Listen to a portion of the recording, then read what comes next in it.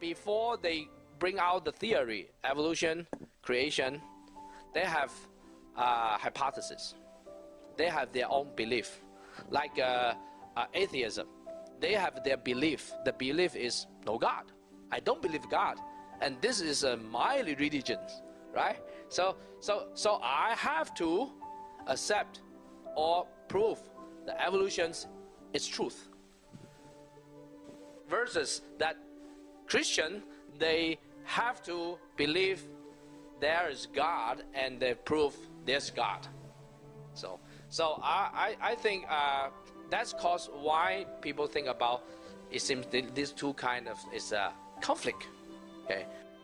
Even Pope Benedict, head of the Catholic Church, recognizes the validity of evolution, stating that it does not conflict with creationism.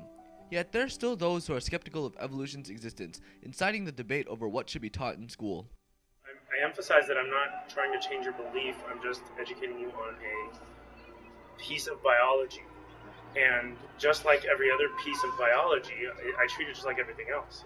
You don't have to believe that cells exist, but I'm going to test you on whether or not you understand our idea of cells. Evolution is taught in class, regardless of the student's beliefs. But we have to ask ourselves if this is the right approach. It should be up to the states. If it is taught, it should be stated that it is just a theory. Yes, school should teach evolution. I think evolution should be taught at school. We can conclude that evolution must be learned, but the justifications and qualifications vary for every individual. I don't believe in evolution myself, but I think that it's not good to have government-mandated teaching of religion either way. Not because there's not one true religion, but because it involves enforcing your beliefs on someone else. When I grew up, it was stated that it was just a theory. And they proposed both sides to the argument, and now only one side is proposed, and that is evolution, and it is posed as fact. Just like they teach math, as long as it is knowledge, it should be taught. You can believe what you want, it doesn't matter. So I think that it's important to talk about what students believe in terms of how they think it conflicts with their religion. But I feel that you can believe in the Bible and believe, in really any religion and still understand evolution. While the public has a multitude of opinions, some who make religion their profession recognize both sides. If we study, we should study all kind of thoughts, all kind of knowledge. So evolutions and atheism, all kind of this theory behind that is kind of philosophy. So as a student, I think we should study all. So I think in school, we cannot limit the knowledge. We say, okay, in school, we only talk about evolution, but not talking about creation. It's not balanced. So I think in the school, we should learn any kind of aspect of the knowledge. You're not going to get that in a public school system, because one of the laws that we have to pay attention to is that state laws do not influence any one religion over another. That's the big deal about the freedom of church and state.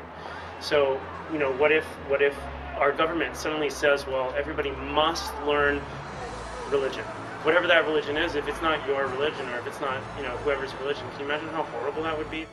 Even though religion cannot be taught in schools, ideally the concepts of evolution and creation would still be able to coexist. However, there are lapses in reasoning that do not allow for a perfect union. This isn't that offensive an idea to us right now. To most people, in fact, to most religious people, oh, things change. All right, no big deal. We change wolves into dogs, right? Well, back then, they strongly believed in a perfect God, and this depended on what religion you were, but a perfect deity or divine being. And the definition of perfect is that it doesn't need to change. That small little sentence there, that's the big mistake, I think, in everybody's thinking. It's like, well, maybe the ability to change is the ability to be perfect. Evolution is not just a made up, it's not just simply made up. There's so much evidence from so many different fields that leads down to this idea of something that we're getting. On the other hand, there's not a lot of evidence that shows these other ideas. There's not a lot of evidence to show dinosaurs and humans at the same time at all. So when you're looking at three different ideas from a totally third-person perspective and you're not weighted on either one, you look at which one has more evidence to back up its idea, and then you kind of go with that one. But, the spirit of science is that you should really always be open-minded to anything. You should be always open-minded to this is possible, this is possible, this is possible, but this is the one my brain is going with because this is the one that makes the most sense to me. 4 centuries ago, Galileo proposed a heliocentric view, stating that the sun was at the center of the universe. At the time, this completely contradicted the general belief that God had made Earth the center. Since then, however, Galileo's theory has been proven true. Darwin has followed in his footsteps, proposing a theory that was originally slandered but has generally gained acceptance. Whether or not this theory is true, at this time we still cannot say. For now, the two philosophies can coexist. This nation was founded on a principle of freedom, whether it be speech, press, or religion. Throughout its history, this freedom has been tested numerous times.